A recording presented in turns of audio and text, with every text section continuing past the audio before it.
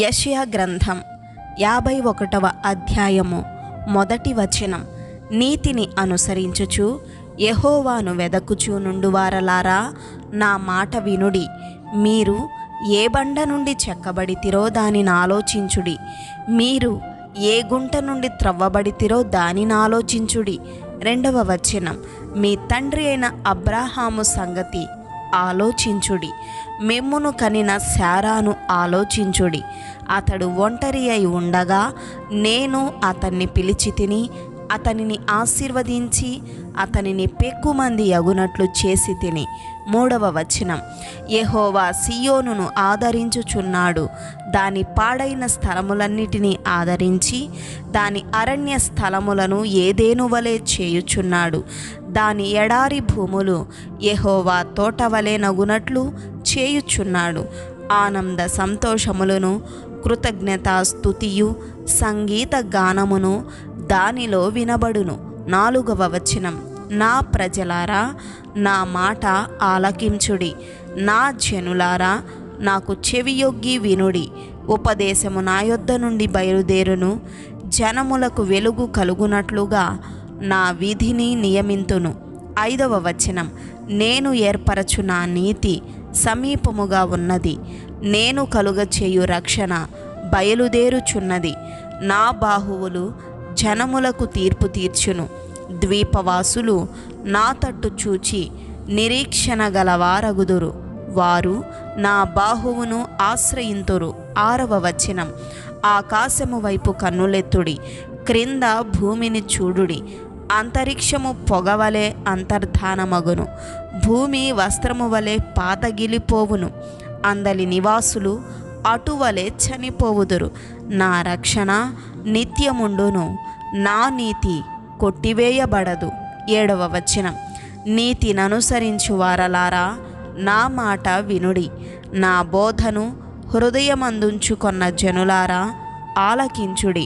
మనుష్యులు పెట్టు నిందకు భయపడకుడి, వారి దూషణ మాటలకు దిగులు పడకుడి. 8వ వచనం. వస్త్రమును కొరికివేయునట్లు చిమ్మట వారిని కొరికివేయును, బొద్దిక గొర్రెపొచ్చును కొరికివేయునట్లు వారిని కొరికివేయును. అయితే నా నీతి నిత్యము నిలుచును, నా రక్షణ తరతరములుండును. 9వ వచనం. యెహోవా బాహువా, లెమ్ము లెమ్ము, బలము తొడుగు కొమ్ము.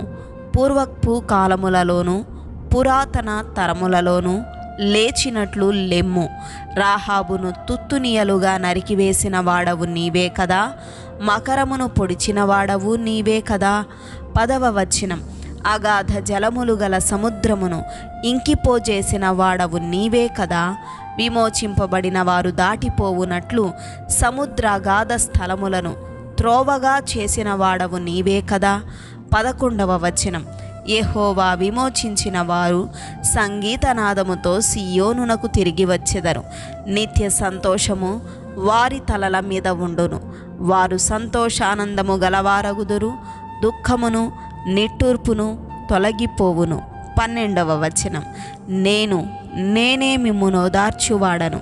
చనిపోవు నరునికి, తృణమాత్రుడగు నరునికి ఎందుకు భయపడుదువు? 13వ వచనం.